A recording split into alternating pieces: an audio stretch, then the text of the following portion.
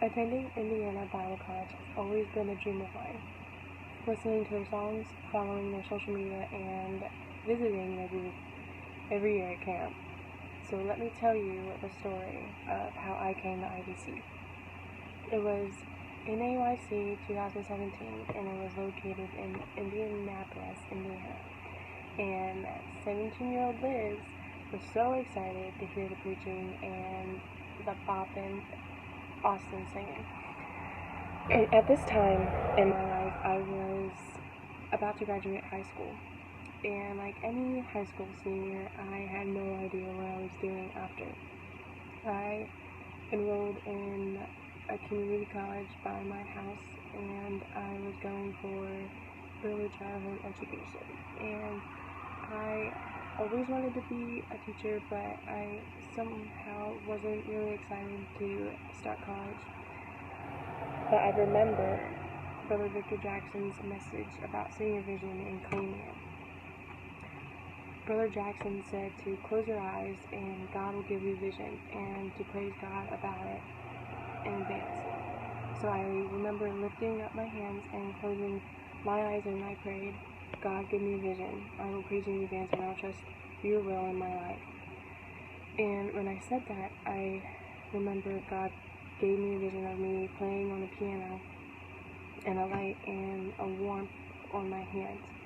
And I saw a room of students praising God, and that's when I felt joy and peace like I never felt before. I will never forget the feeling that I felt that night. And that's when I decided to answer the call to go to IBC. I went straight home after that to Ohio, and I talked to my pastor and told him my vision and what I felt. And I remember seeing his face, and it was like he knew that I was going to go, but he was waiting on God to tell me. So with a lot of prayer and fasting, I decided to drop out of college. And it was 2 weeks before college started.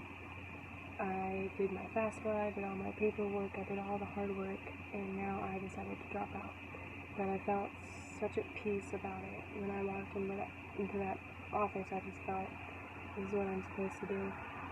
And with the help and support of my mom and dad, I decided to start raising money to go. But when I found out the expenses, I was quickly overwhelmed. $8,000 for a year, and that is a lot of money. So I decided to get a full-time job. This is my full-time job ever. And to save the majority of my paycheck for a college, I needed some discipline, so I didn't spend all my money on stuff I didn't need. So I got a full-time job while also taking online classes to become an occupational therapist aide for a side job after college. I worked second shift almost every day. In the mornings I would do my classes, and then I went straight to work after. And I barely saw my family because when I got off I was just so tired, and I just wanted to eat, shower, and go to bed. I had some hard days where I wanted to give up, making an excuse to not go to IBC and just keep my paycheck and find another job that was easier. And to top it off, my grandma died that summer. So having the grief of losing someone I loved, being there for my family, and also still going to work and still focus on the classes was just so much. I was mentally and physically exhausted. I did not know what I was doing. I didn't know what day it was.